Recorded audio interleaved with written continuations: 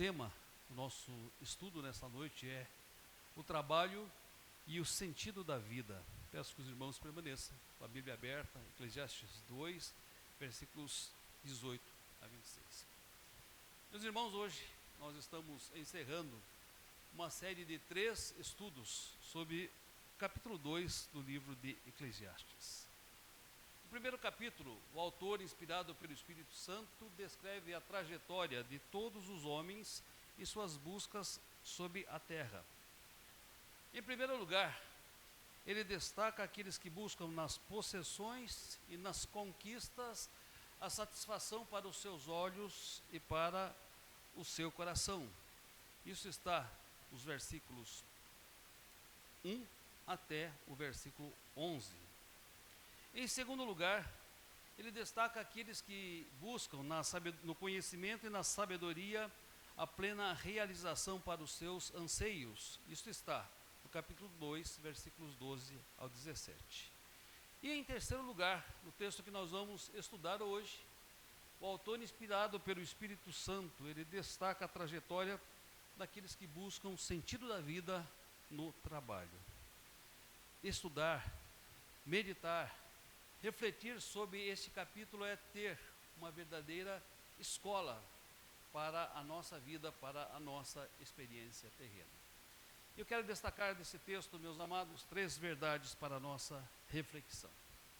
Primeira delas, a busca do sentido da vida no trabalho.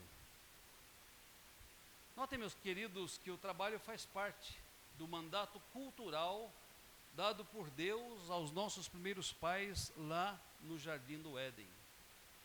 Se os irmãos abrirem a Bíblia em Gênesis capítulo 1, versículo 28 e Gênesis capítulo 2, versículo 15, perceberão que Deus disse aos nossos primeiros pais que eles fossem fecundos, que eles se multiplicassem, que eles enchessem a terra e a sujeitassem, que eles dominassem sobre os peixes do mar, sobre as aves dos céus e sobre todo animal que rasteja pela terra.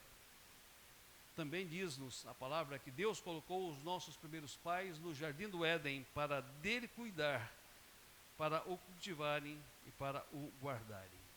Certamente, isso pressupunha trabalho. Certamente, isso pressupunha muito trabalho. A grande diferença é que após a queda, a terra se tornou maldita. A grande diferença é que a terra, após a queda, tornou-se um ambiente hostil ao homem. E a grande diferença é que o homem, após a queda, teve, para garantir o seu próprio sustento, de submeter-se ao cansaço, à fadiga e ao suor do seu rosto. De qualquer forma, seja no Antigo Testamento, seja no Novo Testamento, a ênfase bíblica sobre o trabalho é: aquele que não trabalha, esse também que não coma. O trabalho é bênção nas mãos de Deus, das mãos de Deus para as nossas mãos. É bênção de Deus para as nossas vidas. E esse texto, meus queridos, não está criticando o trabalho em si, como pode parecer numa rápida leitura. Ele está criticando a busca do sentido da vida no trabalho. Note que Salomão teve a experiência de todas estas coisas, passou por todas estas coisas, experimentou todas estas fases, buscando satisfação nas possessões, nas conquistas, nas riquezas, buscando satisfação na sabedoria, no conhecimento, buscando satisfação no trabalho, e certamente baseado em suas experiências e inspirado pelo Espírito Santo. Ele tem muito a nos ensinar nesta noite. Não é comum nós ouvirmos pessoas dizendo: olha, eu vivo para o trabalho, de casa para o trabalho, do trabalho para casa. E eu estou certo que nós vivemos numa sociedade que muitas vezes nos obriga a dobrar jornadas de trabalho. Não para que nós vivamos em luxo, ou não para que desfrutemos de riquezas, mas muitas vezes para buscarmos a nossa própria subsistência e sobrevivência. Mas há pessoas que vão muito além. Há pessoas que fazem do trabalho o sentido da sua vida. e buscam no trabalho o sentido para a sua vida. E esse texto, meus amados, ele analisa 3 razões pelas quais as pessoas se afadigam e trabalham tanto. Acompanhe comigo. Primeiro, para prover o suficiente à vida. Diz o texto de Eclesiastes, capítulo 2, versículo 21, que há trabalho que é feito com sabedoria, com ciência e com destreza. E ainda no capítulo 2, versículo 24, afirma o texto: e nada há melhor para o homem que comer, beber e fazer com que a sua alma desfrute o bem do seu trabalho. Portanto, muitos trabalham para prover aquilo que é suficiente para a sua vida. E não existe nada de errado, pelo contrário, isso é recomendado pela palavra de Deus, que trabalhemos para prover o suficiente para a nossa vida. Que trabalhemos com sabedoria, que trabalhemos com ciência, que trabalhemos com destreza. E também não nos condena a palavra de Deus o homem comer, beber e fazer com que a sua alma desfrute do fruto do seu trabalho. O salmista afirma no Salmo que aqueles que semeiam com lágrimas devem se alegrar ao colher os frutos do seu trabalho. Aqueles que ignoram esta realidade e que não querem trabalhar são convidados a observar as formigas. Provérbios capítulo 6, versículos 6 a 9. Vai ter com a formiga, ó preguiçoso. Observe que elas não têm chefe, elas não têm comandante, contudo fazem o seu trabalho. Contudo, no verão recolhe o necessário para o inverno. O mesmo texto diz um pouco para descansar, um pouco para cruzar os braços, um pouco para toscanejar, e assim virá a pobreza e a miséria para com o homem. Portanto, muitas vezes trabalhamos para que tenhamos o suficiente para a vida, e isso é bênção de Deus. Mas há outros que trabalham, e este é o segundo ponto, para prover o necessário aos seus descendentes. Muitos trabalham e estão preocupados em deixar um legado, em deixar uma herança aos seus filhos. Note que esse texto vai nos dizer, versículo 18, que Salomão, do trabalho com o qual se afadigou, ganhou muitas coisas e obteve coisas que deixaria a quem viesse depois dele.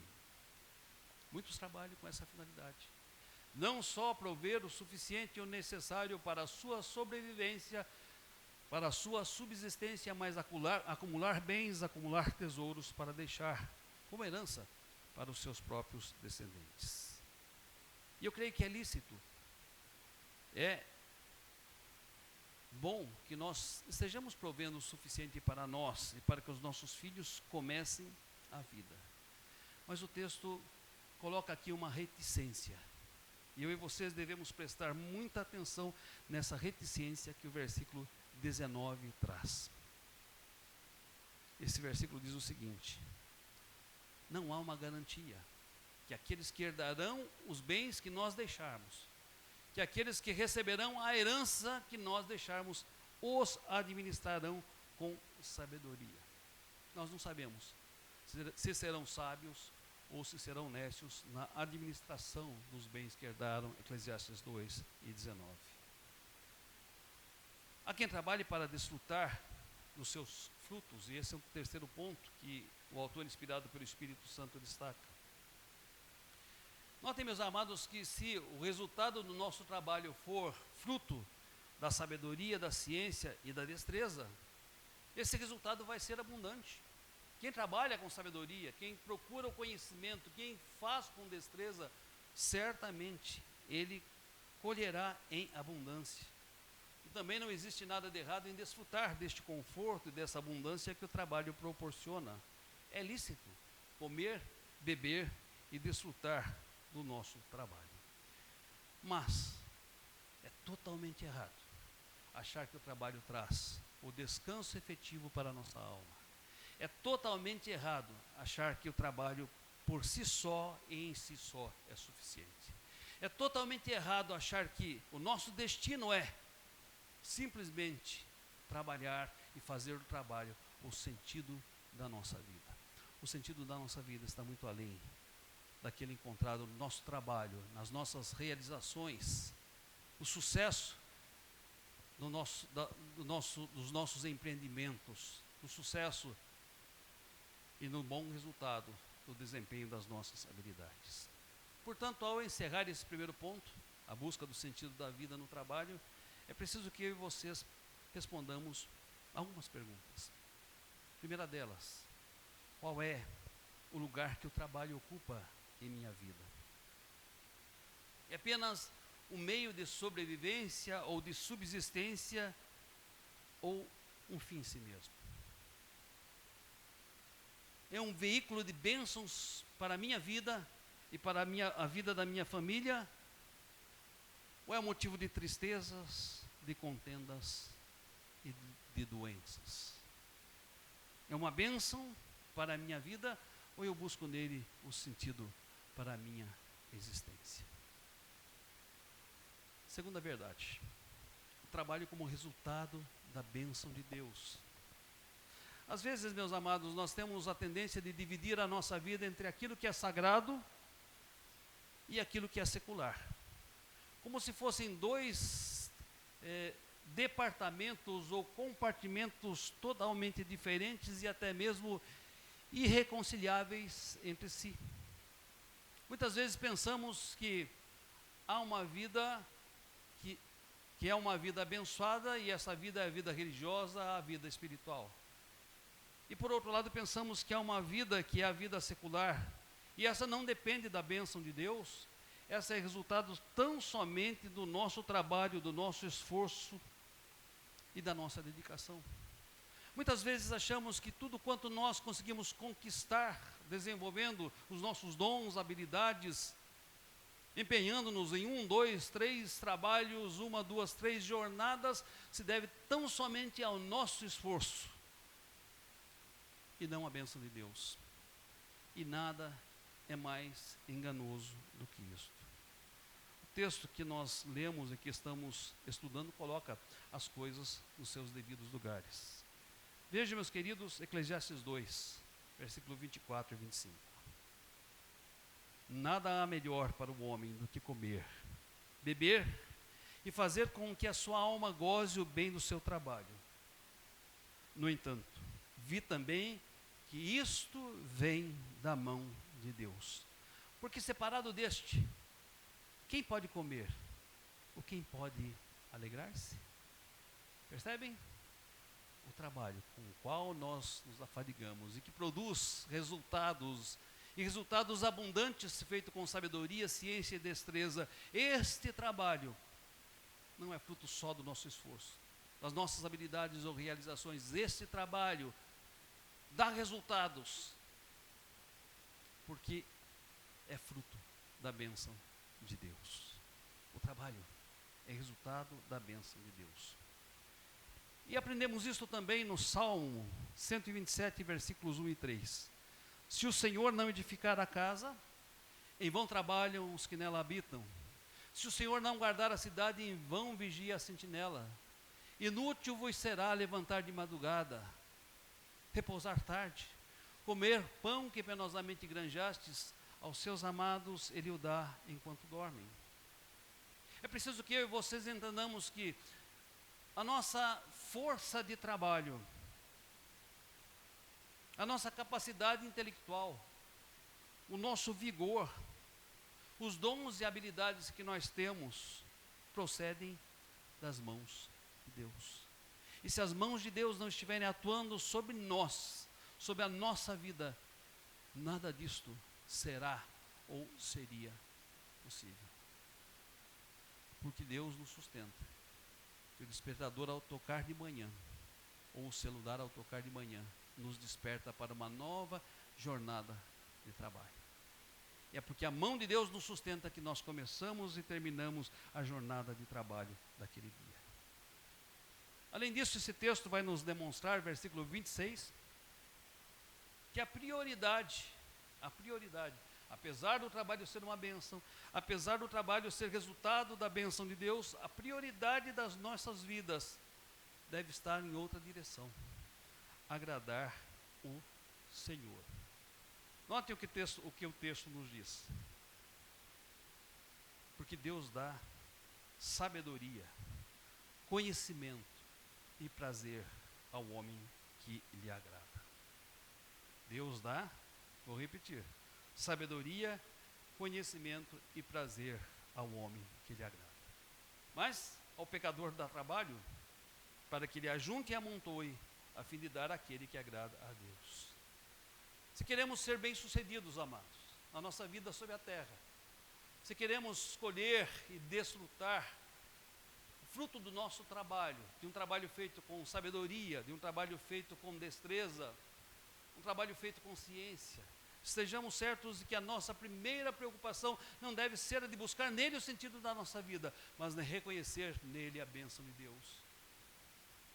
E a nossa preocupação também deve ser, primeiramente, agradar ao Senhor. Deus dá sabedoria, Deus dá conhecimento, Deus dá prazer ao homem que lhe agrada. Eu e vocês temos buscado, sobretudo, agradar ao nosso Deus. Eu e vocês temos visto no nosso trabalho, nas nossas realizações, nos nossos empreendimentos, nos nossos ganhos, a bênção de Deus. E temos encarado tudo isso como bênção de Deus. Eu e vocês temos tido como nossa primeira preocupação e prioridade agradar ao Senhor. Lembram-se do Salmo 37, versículos 3 e 5? Confia no Senhor e alimenta-te da verdade. Agrada-te do Senhor e Ele satisfará os desejos do teu coração. Entrega o teu caminho ao Senhor, confia nele e o mais Ele fará.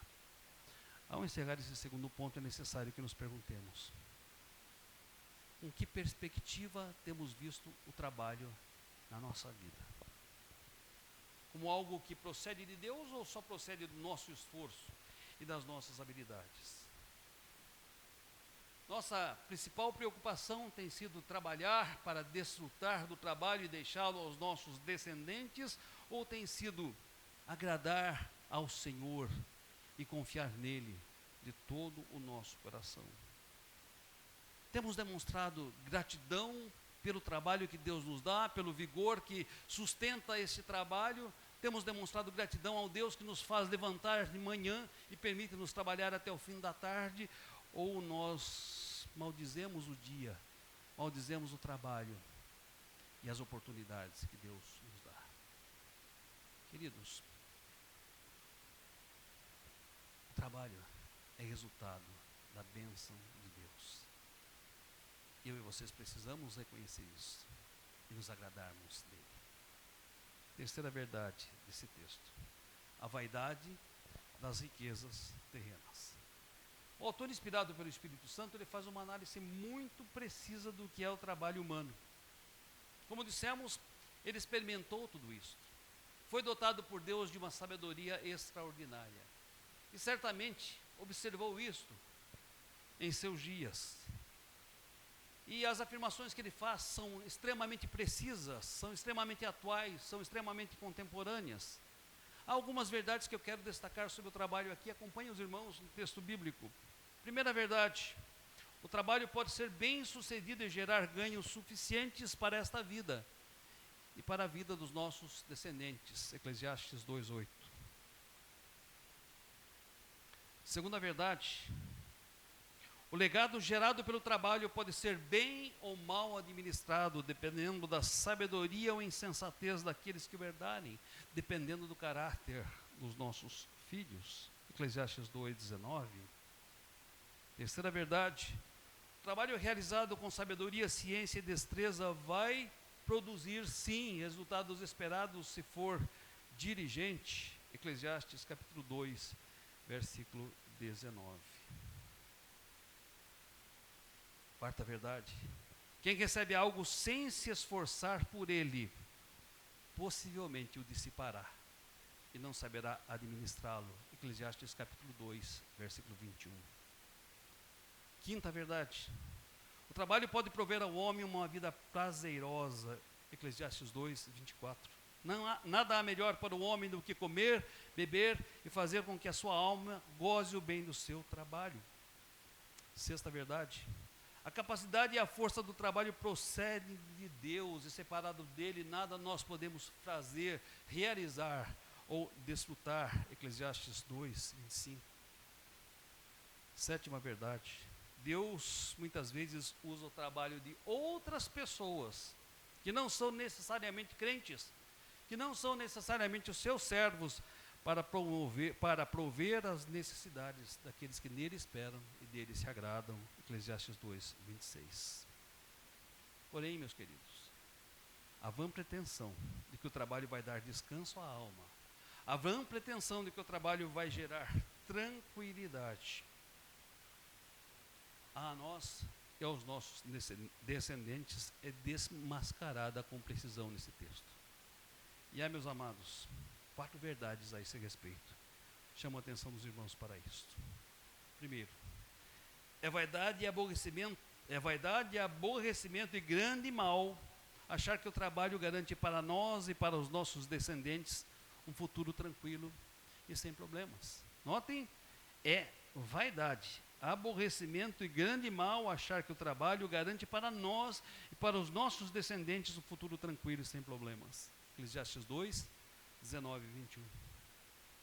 Ninguém pode garantir que os nossos filhos que herdarão fruto do nosso trabalho sem ter se esforçado por ele, o administrarão com sabedoria, o administrarão com conhecimento, o administrarão com destreza, se eles serão sábios ou estultos sobre tudo aquilo sobre o qual terão domínio. Segundo ponto, é um grande mal deixar aos descendentes um legado. Isso é um conselho muito importante para nós. É um grande mal, diz o texto, deixar para os nossos descendentes um legado, sem que eles tenham se esforçado para construí-lo conosco. Por quê? Pois não saberão o valor que teve para que esse legado fosse conquistado. E não saberão administrar, e nem darão o devido valor à herança que recebê-lo. Antes o dissiparão com insensatez.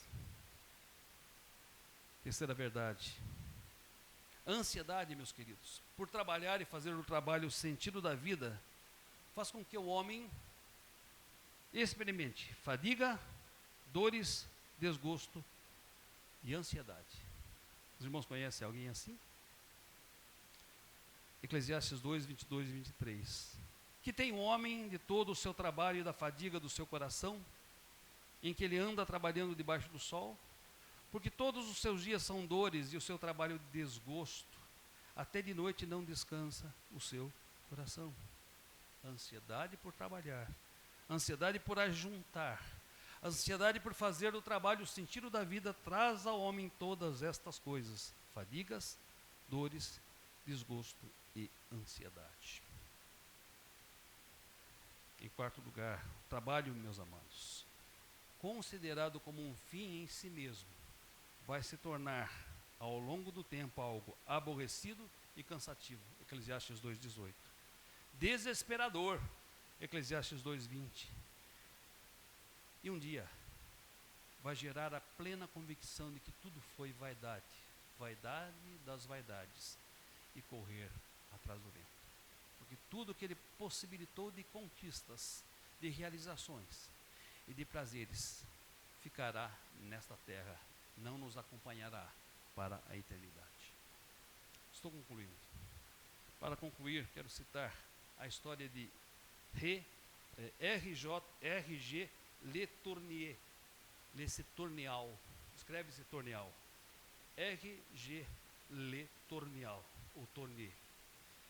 Ele foi um pioneiro na fabricação de motos niveladoras, daqueles grandes tratores utilizados para terraplanagem e para construção. Ele se tornou conhecido como o empresário de Deus. E as empresas que ele criou revolucionaram o setor de terraplanagem. Ele teve mais de 300 patentes registradas e chegou a ter mais de 300 empresas em seu nome. Cristão, alguém que levava muito a sério sua vida com Deus. Um dia foi desafiado por uma missionária a servir a Deus não só ensinando, pregando, mas servir a Deus também com os seus bens. E ele fez um voto a Deus, dizendo que se o Senhor o fizesse prosperar nesse setor, ele aumentaria anualmente as suas contribuições à igreja, as suas contribuições às obras missionárias. E assim ele foi fazendo. 20%, 30%, 40%, 50%, 60%, 70%, 80%, 90%. Ele inverteu e ele ficou com os 10% e consagrou 90% ao Senhor. E ainda assim, prosperou. E os 10% que ficaram com ele foram totalmente suficientes para a sua vida. E ele dizia, eu ajunto com uma pá e faço doação a Deus, mas a pá de Deus é muito maior do que a minha. Meus amados, nessa noite agradeçamos a Deus, porque Ele nos dá a capacidade para o trabalho, a inteligência, o conhecimento e a destreza para realizá-lo. Mas não busquemos nele o sentido para a nossa vida, o sentido para a nossa existência. Nem confiemos nele, nos estribemos nele para a tranquilidade da nossa alma ou para o bem-estar das gerações que nos sucederem. Isso compete a estas gerações e compete a Deus. Entendamos e agradeçamos a Deus porque Ele nos dá a bênção para trabalhar.